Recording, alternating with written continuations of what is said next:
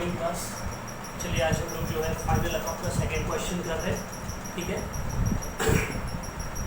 एक बार क्वेश्चन देख लेते हैं रफली क्या क्या है इसमें।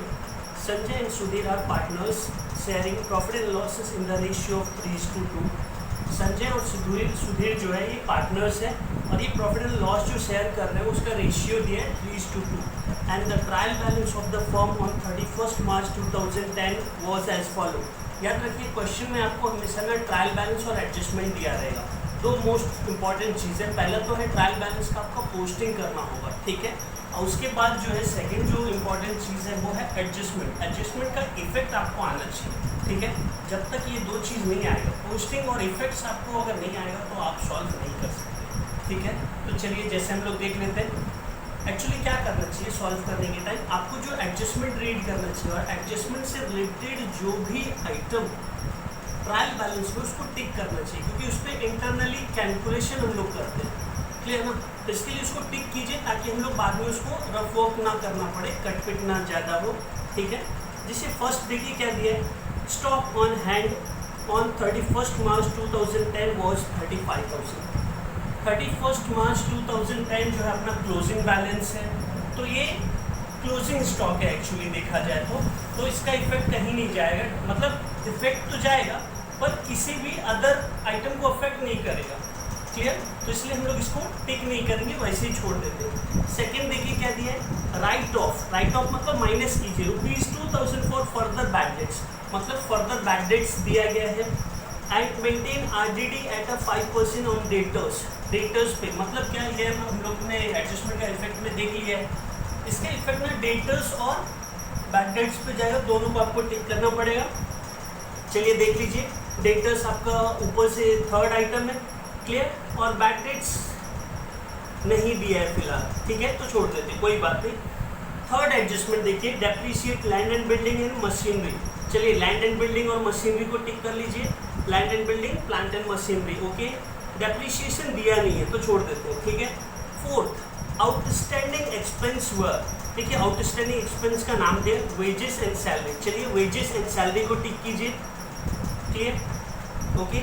सेकेंड इफेक्ट आउटस्टैंडिंग एक्सपेंस पे दिया है, एक रेंट दिया है, तो बाद में हम लोग याद रखेंगे उसको, ठीक है। आगे देखिए यहाँ पे दिया fifth adjustment, credit purchase amounted to ₹4,000 were not record in the books of account. Credit purchase है मतलब अनरिकॉर्डेड परचेज, तो जाहिर सी बात है परचेज पे इसका इफेक्ट जाएगा।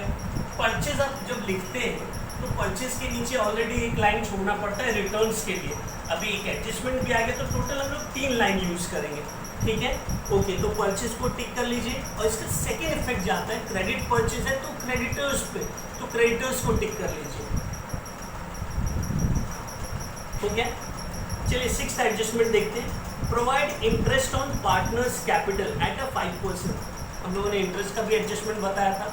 इंटरेस्ट हमेशा प्रिंसिपल को इंक्रीज करता है, तो प्रिंसिपल जिधर रहेगा उधर इसका इफेक्ट डालना पड़ेगा। तो कैपिटल क्रेडिट साइड होता है पार्टनर्स कैपिटल का, तो उधर जाएगा। सेकेंड एक्चुअली क्या है ना, ये एडजस्टमेंट जो है इसका कोई भी रिलेटेड आइटम आपको ट्रायल बैलेंस में नहीं मिलेगा, तो इसलिए हम लोग डायरेक्ट करेंगे, इसको टिक करने की जरूरत नहीं है, ठीक है। तो 6 एडजस्टमेंट हो गए। अब आपको चेक करना है कोई हिडन एडजस्टमेंट है क्या। 3 चीज़ हिडन एडजस्टमेंट के लिए 3 चीज़ याद रखिए, परसेंटेज, पीरियड और डेट। परसेंटेज, पीरियड और डेट देखिए है क्या, ट्रायल बैलेंस के कोई भी आप आइटम अगर उठाएंगे उसमें से देखिए अगर है परसेंटेज, पीरियड और डेट तो वो हिडन एडजस्टमेंट है क्या इसमें, देखिए दिया फॉर 2 ईयर्स, पीरियड दे दिया तो ये हिडन एडजस्टमेंट है, उसको भी टिक कर लीजिए। और परसेंटेज है क्या, डेट है क्या, नहीं, बस तो ये आपका ओवरफ्लो है। आपको बोला गया है इसमें से देखिए बोला जाए या ना जाए आपको बनाना पड़ेगा, है ना। तो जैसे देखिए सबसे पहले मैंने ट्रेडिंग अकाउंट बनाया, ठीक है, फिर प्रॉफिट एंड लॉस बनाया, फिर क्या बनाया पार्टनर्स कैपिटल और फिर बैलेंस शीट बनाया, क्लियर। तो देख लेते हैं, ठीक है। फॉर्मेट रेडी है, फॉर्मेट मैंने पहले ही आपको क्लियर कर दिया। तो चलिए अब हम लोग पोस्टिंग से स्टार्ट करते हैं।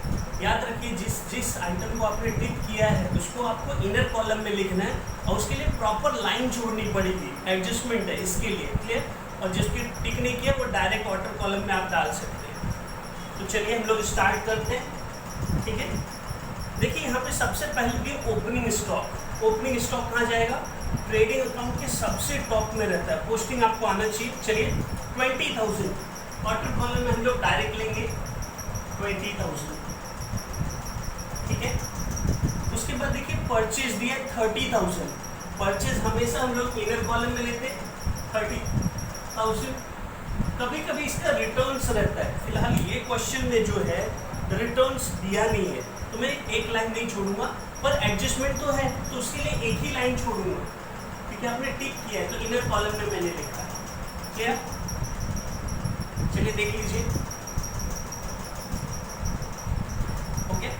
परचेज और ओपनिंग स्टॉक गुड्स, तो ट्रेडिंग अकाउंट में इसका इफेक्ट डालना पड़ेगा, तो डाल दिए हम, ठीक है। चलिए अब देखिए डेटर्स, डेटर्स क्या है? कस्टमर असेट्स, तो चलिए आ जाइए असेट्स में आइए 12,000 और डेटर्स पे आपको फॉर्मूला मिला है ना, तो पहले हम लोग लिख लेते हैं DEBTORS डेटर्स, इसका अमाउंट कितना दिया है 12,000, ठीक है। तो इनर कॉलम में लेना पड़ेगा 12,000, मैंने आपको बताया इसका सीक्वेंस फॉलो करना पड़ता है, पूरा फॉर्मूला है डेटर्स का, बैड डेट्स का, तो आपको वो यूज़ करना पड़ेगा।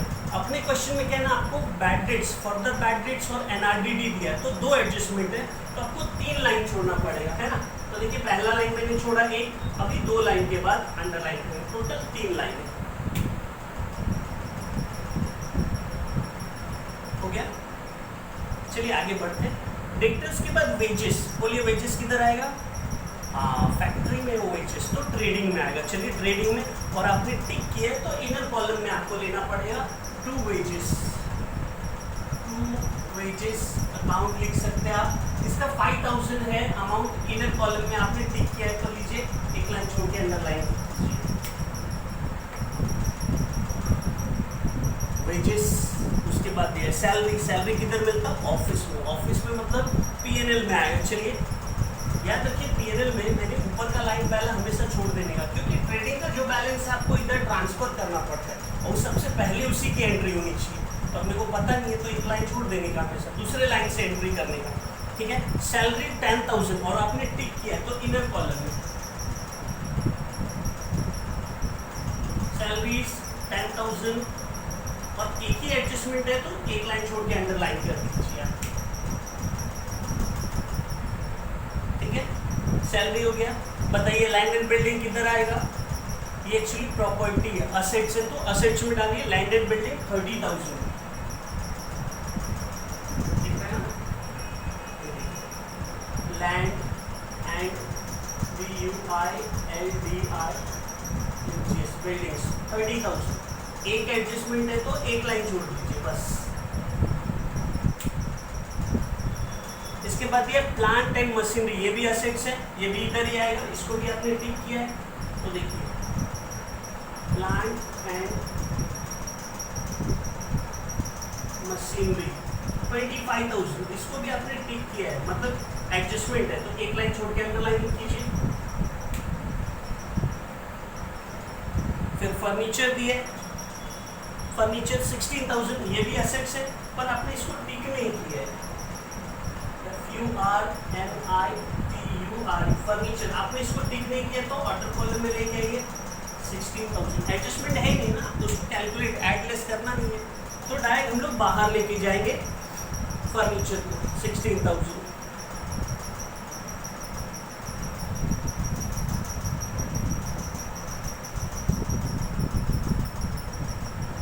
हो गया।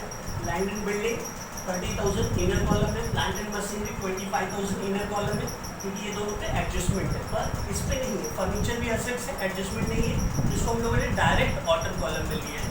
चलिए आगे देखते हैं, रेडी ना?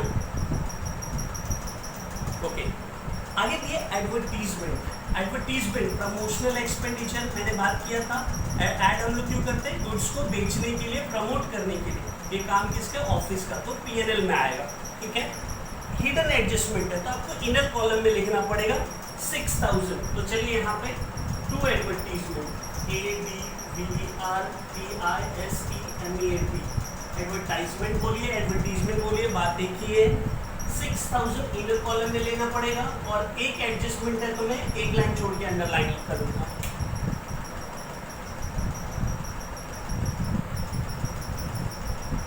ठीक है, चलिए आगे बढ़ते हैं। एडवर्टीजमेंट के बाद ये बिल्स रिसीवेबल, बोलिए कहाँ आएगा? बिल्स ऑफ एक्सचेंज चैप्टर में हम लोग किए बिल्स रिसीवेबल, ये एक्चुअली अपना प्रॉपर्टी है, असेट्स है, तो बैलेंस शीट के असेट्स में 8000 bills receivable,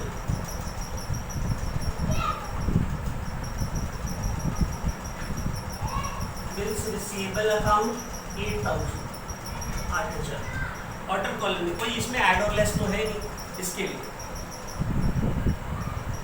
bills receivable 8000 assets हो गया। ओके, इंश्योरेंस क्या है, गुड्स को प्रोटेक्ट करने के लिए, और ये काम ऑफिस में होता है, तो पीएनएल अकाउंट के डेबिट में आएगा। चलिए आ जाइए, 2000 दिया टू इंश्योरेंस, इसमें देखिए कोई एडजस्टमेंट नहीं है, तो डायरेक्ट मैं ऑर्डर कॉलम में ले रहा हूँ 2000, डायरेक्ट मैंने ऑर्डर कॉलम में लिया।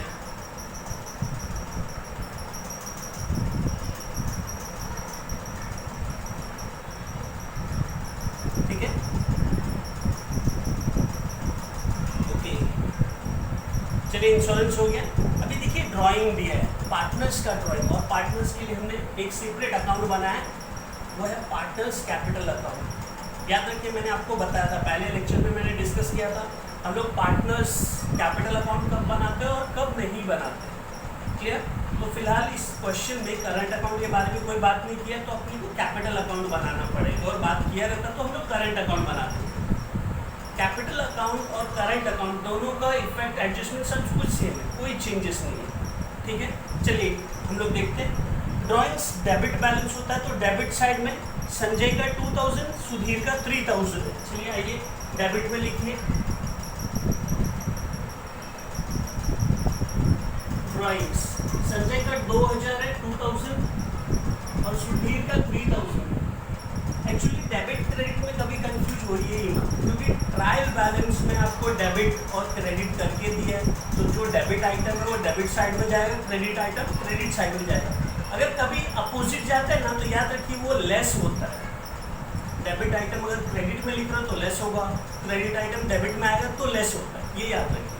ठीक है, चलिए ड्राइंग के बाद cash in hand, good, assets है, असेट्स में डालिए cash in hand 5500, cash in hand 5000, cash in hand,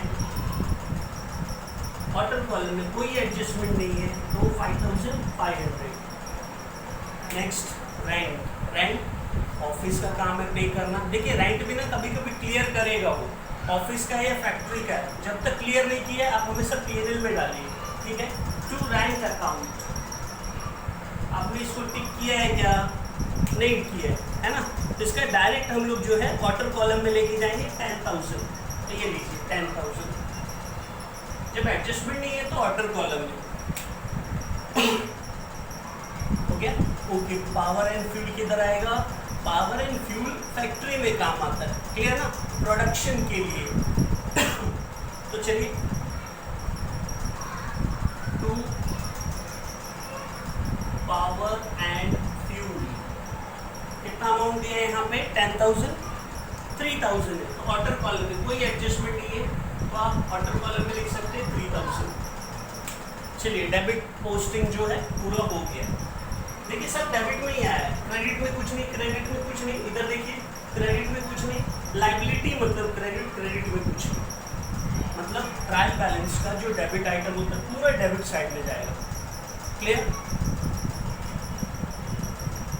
चलिए आराम से कर लीजिए, कुछ प्रॉब्लम है तो पूछ सकते हैं आप।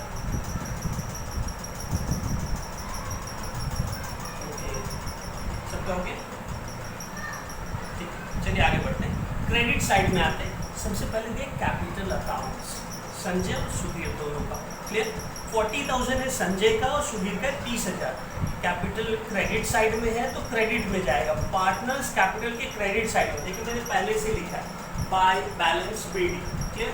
अमाउंट कितना है, संजय का 40,000, सुधीर का 30,000, तो संजय का 40,000। ये यहाँ पे इनर ऑर्डर नहीं है, ये सबका एक पर्सनल सिंगल है, पार्टनर्स का एक अकाउंट कॉलम में, बस फर्स्ट कॉलम संजय का, सेकंड सुधीर का, फर्स्ट संजय का, सेकंड सुधीर का, बस।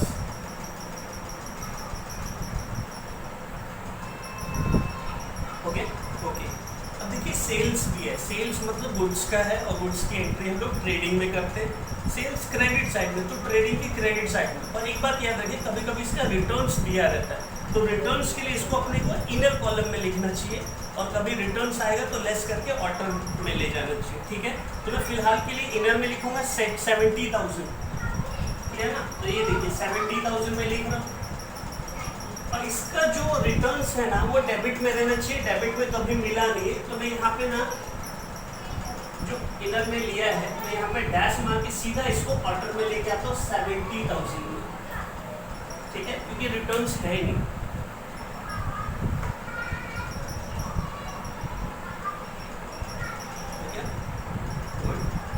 चलिए अब देखते हैं सन्ड्री क्रेडिटर्स। क्रेडिटर्स मतलब सप्लाई, जो गुड्स अपने को क्रेडिट उधारी खाते में सप्लाई किया अपने को पे करना मतलब लाइबिलिटी, प्रेशर क्रिएट होता है, विच इज लाइबल टू पे इज कॉल्ड लाइबिलिटी। तो चलिए आ जाते हैं सन्ड्री क्रेडिटर्स, आपने इसको टिक किया है, हाँ, क्योंकि क्रेडिट परचेज का एक एडजस्टमेंट है 21,000। चलिए लाइबिलिटी में आ जाइए। याद रखिए लाइबिलिटी में सबसे टॉप में आपका पार्टनर्स कैपिटल ही आना चाहिए, तो हमेशा वो लिखने के बाद जो है आपको नीचे जो करना है वो कीजिए, ठीक है। तो हम लोग लिखते हैं सन्ड्री क्रेडिटर्स, सन्ड्री क्रेडिटर्स, इसका अमाउंट 21,000 दिया है और एडजस्टमेंट है, तो मैं एक लाइन छोड़ के इनर कॉलम में लूंगा।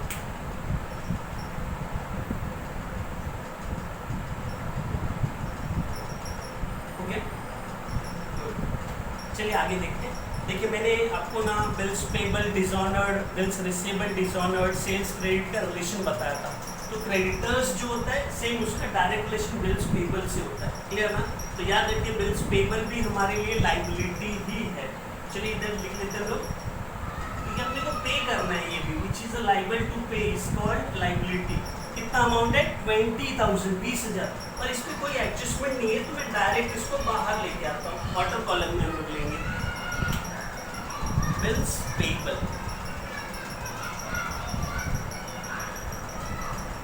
हो गया। चलिए अब आगे देखते हैं डिस्काउंट। डिस्काउंट क्रेडिट में दिया तो जाहिर सी बात है हम लोग रिसीव कर रहे हैं, तो अपने लिए गेन है, इनकम बोल सकते हैं, क्लियर। तो क्या होगा क्रेडिट में पीएनएल अकाउंट की क्रेडिट, क्योंकि डिस्काउंट जो है प्रमोशनल एक्सपेंडिचर में आता है या इनकम में बोल सकते हैं, क्योंकि गुड्स को बेचने के लिए हम लोग या तो लेते हैं या गुड्स को खरीदने के लिए, ठीक है। पीएनएल में इसको अप्लाई करते हैं हम लोग, ठीक है। बाय डिस्काउंट, डिस्काउंट कितना अमाउंट दिया है 5,000, तो क्वार्टर कॉलम में क्योंकि ज़्यादा इसमें एडजस्टमेंट है नहीं कुछ, डायरेक्ट। अब दिया आउटस्टैंडिंग रेंट, ये हो गया। चलिए आउटस्टैंडिंग रेंट मतलब रेंट आपको पे करना चाहिए, सॉरी यहाँ पे क्रेडिट साइड में दिया है, मतलब क्या, ये अपने को मिलने वाला है, अभी तक मिला नहीं है, क्लियर। तो अपना ये इनकम है, तो इसको हम लोग कहाँ पे दिखाएंगे, ये जो है आउटस्टैंडिंग रेंट, इसको हम लोग कहाँ पे दिखाएंगे, फटाफट बताइए मुझे। मिलने वाला है, तो दिमाग यूज करो। ये जो है अपने को पे करना चाहिए था, हमने अभी तक पे नहीं किया, इसलिए आउटस्टैंडिंग रेंट, आउटस्टैंडिंग एक्सपेंस है, तो ये लाइबिलिटी में आएगा, लाइबिलिटी में। ये आउटस्टैंडिंग एक्सपेंस हमेशा याद रखना, लाइबिलिटी आउटस्टैंडिंग इनकम, अगर मिलने वाला होता तो असेट्स, तुम्हारा कॉन्सेप्ट सही है, पर ये है नहीं, क्रेडिट में दिया है वो मतलब नहीं है, उसका इफेक्ट दिया है ट्रायल बैलेंस में, वो अलग चीज़ होता है। यहाँ पे देखना है आउटस्टैंडिंग एक्सपेंस है, इसलिए क्रेडिट में दिया है, ठीक है। तो चलिए हम लोग यहाँ पे हेडिंग डालते हैं, क्योंकि एडजस्टमेंट है, तो पहले मैं हेडिंग डाल देता हूँ आउटस्टैंडिंग एक्सपेंस, ठीक है, अंडरलाइन करता हूँ। एडजस्टमेंट भी और एक सेपरेट आइटम भी है, तो पहले रेंट ले लेता हूँ, मैं तीनों को कंबाइन करके दिखाऊंगा। रेंट का अमाउंट दिया 1500 इनर में ले लेता हूँ, ठीक है, और दो और है, तो दो लाइन छोड़ने के बाद मैं इसको अंडरलाइन कर देता हूँ। तो ये है आपका कंप्लीट पोस्टिंग, ठीक है, कंप्लीट कर लीजिए।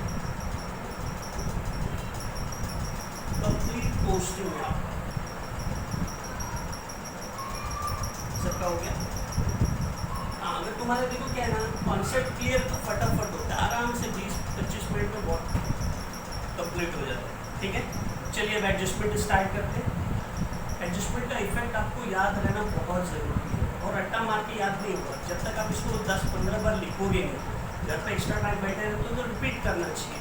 मान लीजिए 2 बार 3 बार आपने लिखा तो आधे से ज़्यादा एडजस्टमेंट याद हो जाते हैं। उसके बाद जो बचा उसको रिपीट कीजिए सिर्फ, तो आपको आ जाएंगे। एडजस्टमेंट बाहर करना टफ नहीं है, प्रैक्टिस कीजिए। Practice makes man perfect. तो जितना ज़्यादा प्रैक्टिस करेंगे उतना ज़्यादा आपका परफेक्शन आएगा। क्लियर? चलिए मैं लास्ट एडजस्टमेंट से सॉल्व करता हूँ, ठीक है। एक हिडन एडजस्टमेंट है, उससे क्या लिखा है देखिए, एडवर्टीजमेंट पेड फॉर 2 years है ना, 6000। देखिए आपने एडवर्टीजमेंट का इफेक्ट दिखा है 6000 2 महीने के लिए, 2 साल के लिए। तो 1 साल का हम लोग ये साल का एक्सपेंस रिकॉर्ड करेंगे, तो 2 साल का 6000 है तो 1 साल का 1000 ही होगा। मतलब आपने इसमें एक्स्ट्रा पे कर दिया नेक्स्ट ईयर के लिए, उसको हम लोग बोलते हैं प्रीपेड। तो मैं यहाँ पे लेस करूँगा, प्रीपेड हम लोग लेस करेंगे। ये लीजिए प्रीपेड। इंश्योरेंस भी आप लिख सकते हैं, कितना हो जाएगा, 3000 हो गया प्रीपेड। तो कितना आएगा इधर, 3000। फर्स्ट इफेक्ट हमेशा मैंने बोला आउटस्टैंडिंग ऐड कीजिए, प्रीपेड लेस कीजिए। ये आउटस्टैंडिंग एक्सपेंस है तो एक्सपेंस में ऐड होगा, प्रीपेड एक्सपेंस से लेस होता है तो वो सेकेंड इफेक्ट। आउटस्टैंडिंग एक्सपेंस को हम लोग हमेशा लायबिलिटी में लेते हैं, जिसका अपोजिट प्रीपेड एक्सपेंस जो होता है असेट्स में आता है। तो आप लिख सकते हैं यहाँ पे separate prepaid advertisement, prepaid advertisement बोलते हैं। कितना अमाउंट हो गया, प्रीपेड है 3000 का, जो वहाँ से लेस किया उसका इफेक्ट यहाँ पे दिखाना है। चलिए नोट कर लीजिए।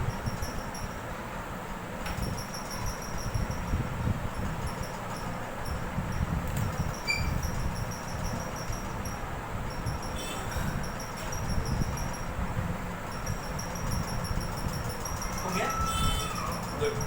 चलिए अब देखते हैं 6th adjustment, provide interest on partners capital eight 5% बोल रहा है। तो देखिए पूरे साल का हम लोग लेंगे, यहाँ पे पीरियड नहीं दिया तो जाहिर सी बात है ओपनिंग कैपिटल ये है आपका, और ये पूरे साल अपने पास है तो इसका इंटरेस्ट। मैंने बोला इंटरेस्ट हमेशा प्रिंसिपल में ऐड होता है, मतलब प्रिंसिपल जिधर रहेगा उधर ही इसका इफेक्ट देना पड़ेगा। देखिए आपने कैपिटल को क्रेडिट में लिया है तो इधर ही इसका इंटरेस्ट भी आएगा, बाय इंटरेस्ट ऑन कैपिटल, ठीक है। 5% दिया है ना, तो कितना आएगा देखिए, इसका 5% लेंगे तो कितना आएगा, मल्टीप्लाई करके देखिए 2000 आएगा, कितना 2000 आएगा 5%, और इसका 5% आएगा 1500। कैलकुलेट कहीं भी आप कर सकते हैं, अगर जगह है तो देख सकते हैं यहाँ पे 40,000 का 5% है ना, 30,000 का 5%। यहाँ पे मत नोट कीजिए, कहीं रफ पर पेस्ट कीजिए। देखिए 0000 कैंसिल, 1500 है ना, 00 कैंसिल, 5 4 22,000 है ना, हो गया। तो इंटरेस्ट कैपिटल जिधर है उधर ही हम लोगों ने दिखाया, ठीक है। अब देखिए क्या होता है, कैपिटल आउटसाइडर, एक्चुअली ओनर भी आउटसाइडर ही है बिजनेस के, क्लियर। तो हम लोग कैपिटल पे इंटरेस्ट पे करेंगे, बिजनेस पे करेंगे, तो बिजनेस के लिए क्या है, लॉस है, लॉस है तो P&L अकाउंट के डेबिट में आएगा। प्रेजेंटेशन मायने रखता है, इसलिए ध्यान से देख लीजिए कैसे। मैं यहाँ पे लिख रहा हूँ to interest on capital, presentation मायने रखता है। अंडरलाइन कीजिए, नीचे पार्टनर्स का नाम आएगा, संजय 2000, सुधीर 1500। इनर में मैंने अमाउंट लिखा। अब इसको ऐड करके आप बाहर लेके आएंगे तो आपको पता चलेगा ये हो रहा है 3500 टोटल अमाउंट है इंटरेस्ट का। सेकेंड इफेक्ट, चलिए नोट कर लीजिए।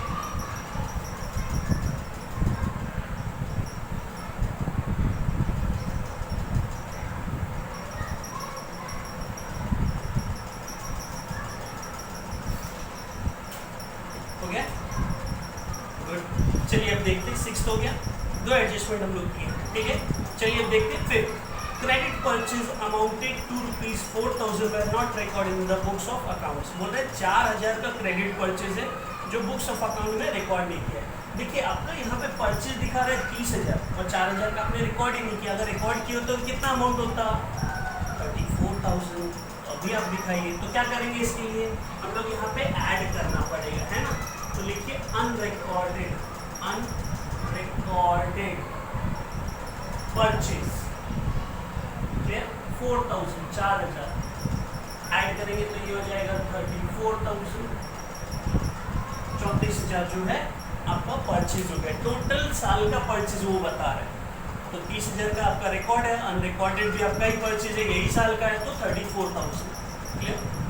जाहिर सी बात है, आपने 4,000 उधर रिकॉर्ड नहीं किया ना, तो वो यहाँ पे भी रिकॉर्ड नहीं हुआ है ना। 21,000 का आपका यहाँ पे दिखा रहे क्रेडिटर्स। एक्चुअली कैसा होता है, 30,000 परचेज की तो 30,000 क्रेडिटर्स भी होता है ना। पर इसमें ऐसा मान लीजिए जो 21,000 क्यों दिखा रहा है, क्योंकि आपने 9,000 पे कर दिया है, तो इसलिए लेस हो गया, नहीं तो ये भी 30,000 ही रहता है। ठीक है, पर अब क्या है, 21,000 पे बोले 4,000 यहाँ पे भी रिकॉर्ड नहीं है, तो यहाँ पे रिकॉर्ड कीजिए, तो यहाँ पे भी ऐड ही होगा, ऐड अनरिकॉर्डेड परचेज कितना 4,000, तो ये हो जाएगा आपका 25,000। ऐड करके बाहर लेके आ जाएंगे, बस हो गया।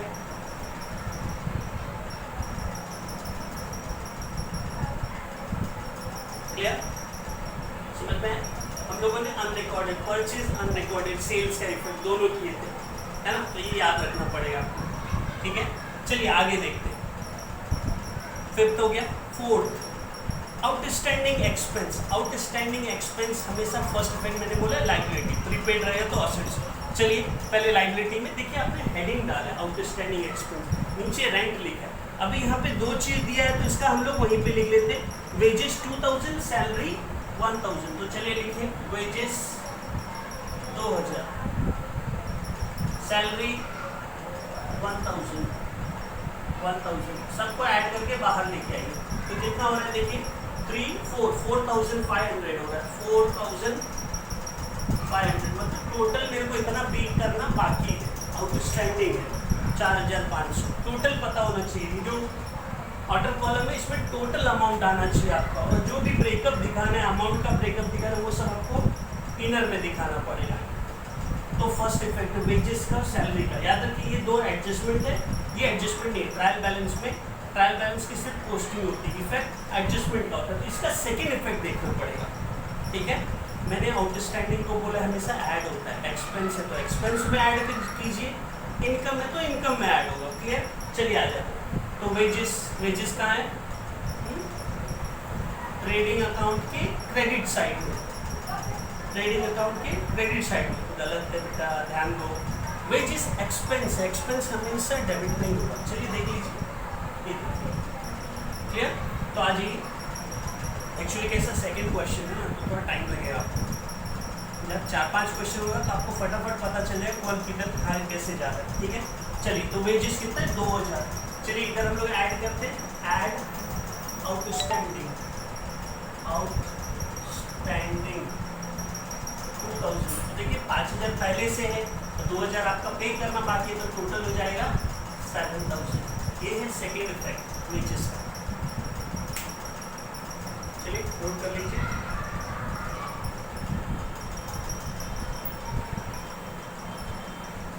ठीक है, चलिए सैलरी का देखते हैं। सैलरी किधर है, ये भी डेबिट साइड ही होगा क्योंकि एक्सपेंस है, और ये कहाँ पे है, पीएनएल अकाउंट के डेबिट में। देखिए पीएनएल अकाउंट के डेबिट में सैलरीज आपको यहाँ पे ऐड करना पड़ेगा। चलिए ऐड करते हैं, प्लस आउटस्टैंडिंग 1,000, ये आपका हो जाएगा 11,000, 11,000। चलिए सेकेंड इफेक्ट, तो वेजेस और सैलरी का सेकेंड इफेक्ट दे दिया, मतलब कंप्लीट हो गया। ठीक है,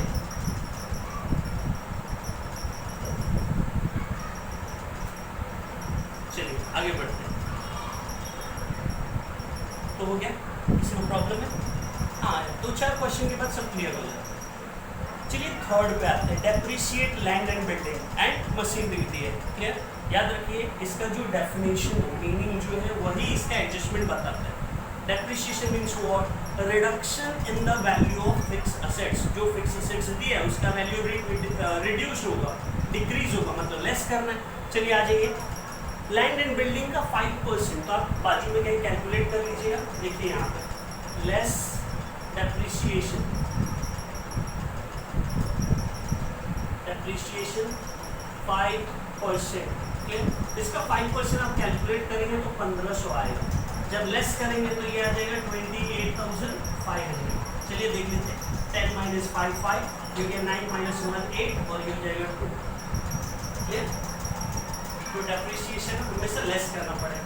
प्लांट एंड मशीनरी में से भी दिया है तो ऐसे सेम कीजिए 10%। 10 वाले जो कोई परसेंटेज रहे ना तो वो सबसे इजी होता है कैलकुलेट करना। लेस डेप्रिसिएशन 10%, इसका 10% एक जीरो कम कर दीजिए, बाकी सब ठीक है। तो हो गया 2500, जब लेस करेंगे तो ये हो जाएगा 22,500। देखिए फर्स्ट इफेक्ट है, आपने बैलेंस शीट के असेट्स में से लेस किया है तो ठीक है। चलिए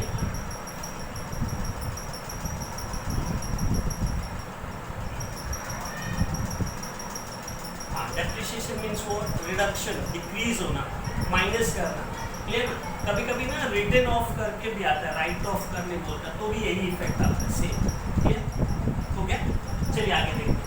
असेट्स का वैल्यू माइनस किया, डिक्रीज हुआ तो हमारे लिए लॉस है। लॉस है तो पीएनएल अकाउंट के डेबिट में। चलिए आ जाइए 2, प्रेजेंटेशन पे ध्यान देना बहुत जरूरी है। प्रेजेंट कैसे करना है, प्रेजेंटेशन पे ध्यान दीजिए, जो हम लोग रिकॉर्ड कैसे कर रहे हैं। ठीक है, तो कैसे यहाँ पे पूरा लिखना पड़ेगा 2DPRECIAPION, depreciation on. Depreciation on को अंडरलाइन करते हैं हम लोग। यहाँ पे ब्रेकअप दिखाएंगे इसका, हम लोग ब्रेकअप दिखाएंगे। ब्रेकअप कैसा? सबसे पहले तो लैंड एंड बिल्डिंग है, शॉर्टकट अलाउ नहीं है यहाँ पे, शॉर्टकट मत यूज कीजिए। लैंड एंड बिल्डिंग और प्लांट एंड मशीनरी है, plant and machinery. Land and building का जो है 1500 था और 2500 जो है इसका है वो मशीनरी का। जब ऐड करेंगे तो टोटल होगा 4000।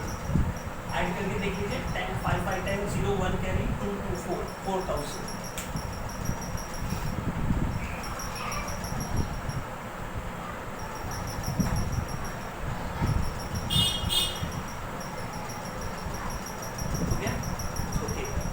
डेप्रिसिएशन कर लिए। ठीक है, चलिए अब आ जाते हैं सेकेंड एडजस्टमेंट। क्या लिखा है? Right of ₹2000 for further bad debts. Further bad debts मतलब एक बैड डेट्स आपको ऑलरेडी ट्रायल बैलेंस में दिया रहेगा। ठीक है, दूसरा ये, इसलिए यहाँ पे फर्दर बैड डेट्स बोलते हैं। और maintain RDD, reserve for doubtful debts at a 5% on debtors. याद रखिए इसका डायरेक्ट रिलेशन ना डेटर्स पे आता है, तो सबसे पहले आप डेटर्स के साइड में सॉल्व कीजिए, उसके बाद बैलेंस शीट का ये बैड डेट्स में आइएगा। ठीक है, चलिए तो देख लेते हैं। डायरेक्ट मैंने आपको फॉर्मूला बोला है, इसमें जो डेटर्स का डायरेक्ट रहे ऐड और लेस वो करने के बाद ही आपको बैड डेट्स का सॉल्व करना है। ठीक है, तो चलिए देख लेते हैं। राइट ऑफ 2000 बैड डेट्स यहाँ पे है नहीं तो मैं बैड डेट्स पे डायरेक्ट आ रहा हूँ। लेस FBD 2000, या तक कि ये शॉर्टकट आप लिख सकते हो FBD। तो 12 माइनस 2 ये हो गया आपका 10,000। अब इसमें आपको बोल रहे हैं क्या? RDD भी मेंटेन करना है 5%, तो less NRDD, new RDD। Clear? कितना? 5% बोल रहा है। क्लियर? सॉरी 5%। तो चलिए 10,000 का 5% आएगा 500। जब इसमें से लेस करेंगे ये अमाउंट हो जाएगा 9,500। चलिए कॉपी कर लीजिए 9,500। ठीक है, 9,500 हो गया यहाँ पे। चलिए आगे देखते हैं। सेकेंड, फर्स्ट इफेक्ट क्या है? आपने डेटर्स में से लेस किया। सेकेंड इफेक्ट इसका बैड डेट्स में ऐड होता है। बैड डेट्स तो है नहीं ये क्वेश्चन में, हम लोग इफेक्ट वैसा ही देंगे, सिर्फ बैड डेट्स लिखेंगे भी, अमाउंट की जगह पे डैश रहेगा। चलिए देख लेते हैं, जगह का प्रॉब्लम है इसके लिए मैं यहाँ पे लिख रहा हूँ 2 बैड डेट्स। अमाउंट तो नहीं इनर कॉलम में तो डैश, यहाँ पे आएगा ऐड FBD। कितना है FBD? 2000, तो ये लीजिए 2000। फिर ऐड NRDD कितना है? 500, ये लीजिए 500। दोनों को ऐड करके ना इसका फॉर्मूला कंप्लीट यहाँ पे नहीं है, क्योंकि ओल्ड आईडीडी नहीं दिया है। हम लोग ऐड करके नीचे लाते थे 2500, फिर उसमें से लेस करना पड़ता था पिछले साल का जो रिजर्व रहता है, उसको ओल्ड आईडीडी बोलते हैं। ट्रायल बैलेंस में दिया रहता है, तो यहाँ पे है नहीं, तो मैं डायरेक्ट इसको बाहर लेके आ जाता हूँ 2500। चलिए नोट कर लीजिए।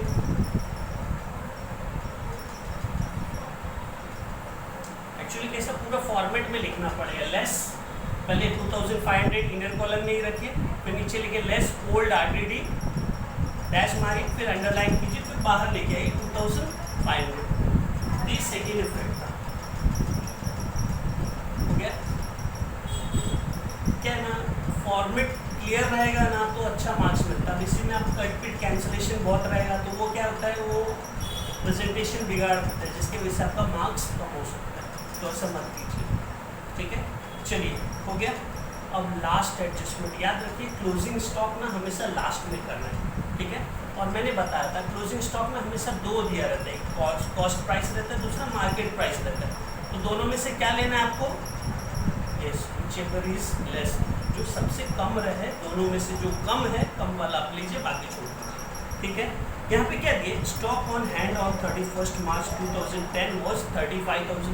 यहाँ पे सिंगल अमाउंट दिया तो टेंशन है ही नहीं। 35,000 का closing stock, first effect trading account की क्रेडिट साइड। चलिए आ जाइए, बाय क्लोजिंग स्टॉक, हमेशा आपको इसको लास्ट में ही करना है, 35,000, ठीक है। सेकेंड इफेक्ट, बैलेंस शीट के असेट्स में बचा हुआ माल अपने लिए प्रॉपर्टी है, क्लोजिंग स्टॉक 35,000। सब कुछ हो गया। अब देखते कुछ क्लियर है, देखते कुछ कैलकुलेशन हम लोग छोड़े क्या इनर कॉलम के भरोसे, जो ऑर्डर में लिए है सब, ठीक है। चलिए अब हम लोग टैली करते हैं। सबसे पहले आपको जो क्लोज करना है वो है ट्रेडिंग अकाउंट। चलिए देख लेते हैं, सॉरी ट्रेडिंग अकाउंट में देख लेते हैं। पहले देख लीजिए जो कौन सा ज़्यादा है, कौन से साइड। तो देखिए इधर करेंगे तो 1,05,000 हो गया, यहाँ पे 54, 54, 61, 64 हो गया, मतलब ये साइड ज़्यादा है ना। 1,05,000 मतलब ये अमाउंट ज़्यादा है, 1,05,000 ज़्यादा है, तो इधर भी लिखना पड़ेगा 1,05,000, क्लियर ना। 5 उसके बाद 7 3 10, क्लियर। तभी क्या होगा, इधर कम आ रहा है, कितना कम आ रहा है मैं यहीं पे रफ कर ले, तो आप कहीं और कर सकते हैं, यहाँ पे बुक में मत कीजिएगा। 1,05,000 में से ये सब ऐड करके लेस कीजिए, तो 7 3 10 4 14 1 कैरी है ना, तो 3 3 6 64,000। चलिए लेस करके देखते हैं हम लोग क्या आ रहा है। तो देखिए 1 और ये 10 - 6 4, 41,000 आ रहा है क्या, चेक कर लीजिए। 41,000 क्लियर है, आ रहा है, गुड। तो ये 41,000 जो है ट्रेडिंग का, क्रेडिट साइड ज़्यादा है मतलब प्रॉफिट है, पर ट्रेडिंग में हमेशा एक्चुअल नहीं मिलता है, ग्रॉस प्रॉफिट है ये। हम लोग लिखेंगे ग्रॉस प्रॉफिट, ग्रॉस प्रॉफिट लिख के सर्कल कर दीजिए।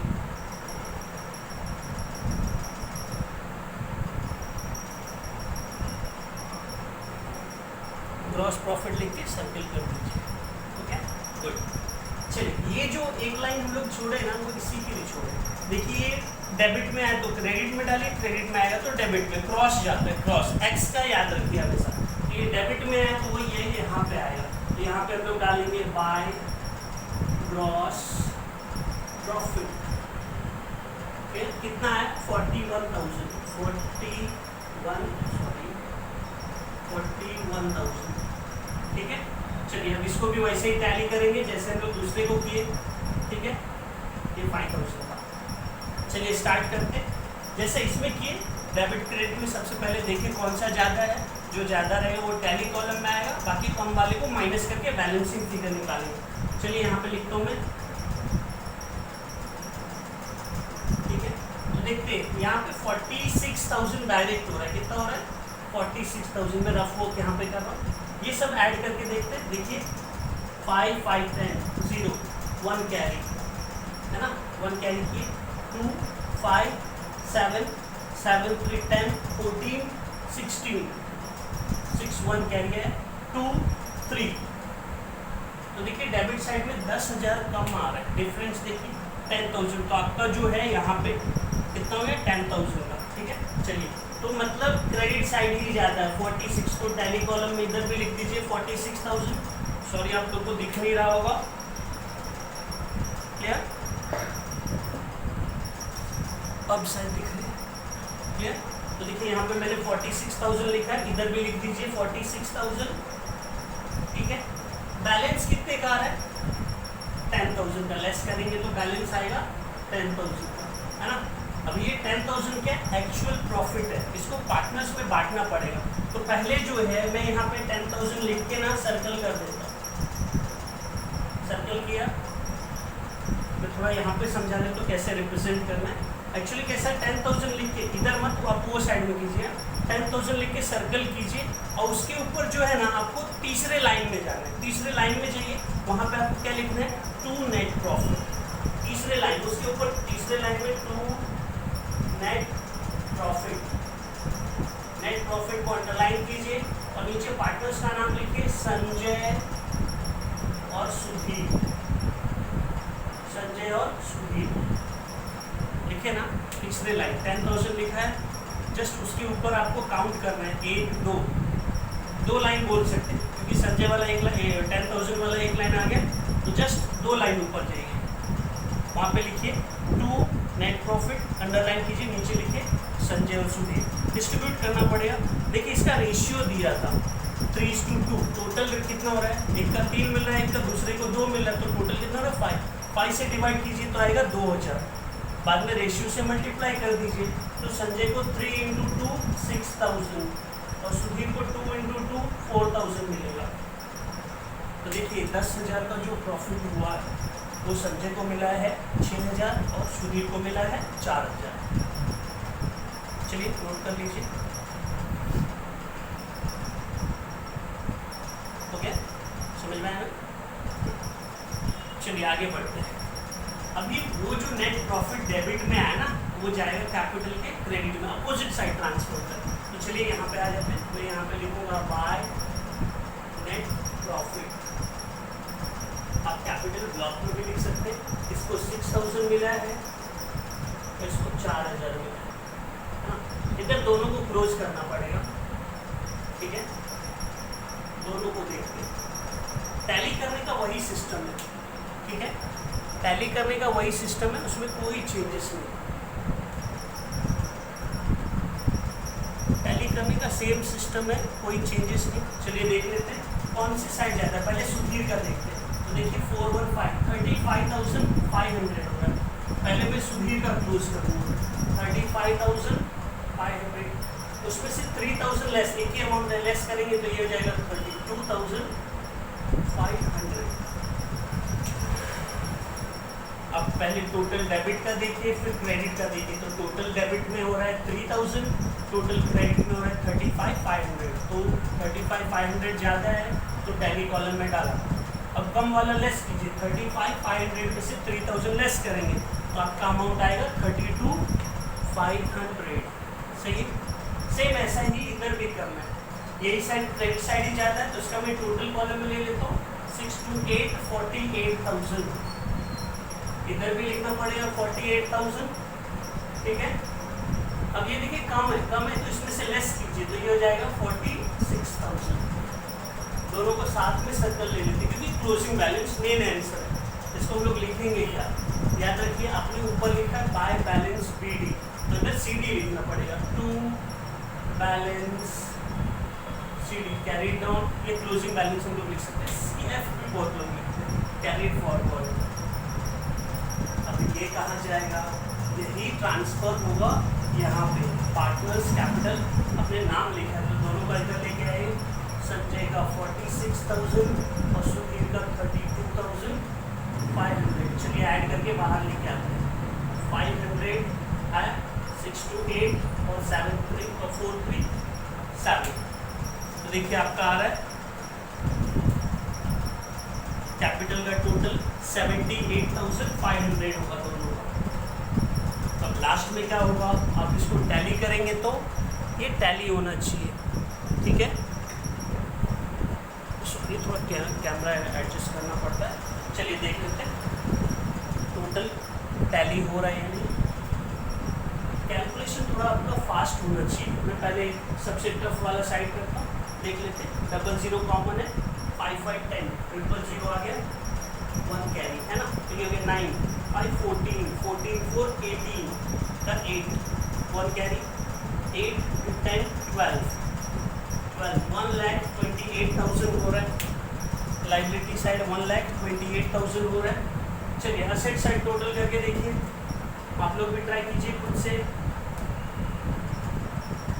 चलिए देखते हैं। पहले तो सब मुझे 0 दिख रहा है, सेकंड में भी देखिए सब 0 दिख रहा है, थर्ड में आप तो देखिए 5 5 10, 5 15, 15 5 20, थर्ड में भी 0 आया, 2 कैरी हुआ ना, 9 2 11, 11 11 और 8 19, 19 2 21, 27 27 35 35 40 43 43 और 5 48, 8 4 कैरी, 4 2 6 6 2 8 9 9 9 3 12, 1,28,000 दोनों साइड आ रहा है, देख लीजिए। 1,28,000 दोनों साइड आया, मतलब सही है अपना। तो ये कंप्लीट क्वेश्चन है, ठीक है। तो इस पर आपको ध्यान देना पड़ेगा, अच्छे से प्रैक्टिस कीजिए। अभी स्टार्टिंग है तो इस क्वेश्चन को कम से कम 2 बार घर पे ट्राई कीजिए, ठीक है, तो आपका क्लियर हो जाएगा। चलिए मिलते हैं, बाय, बेस्ट ऑफ लक।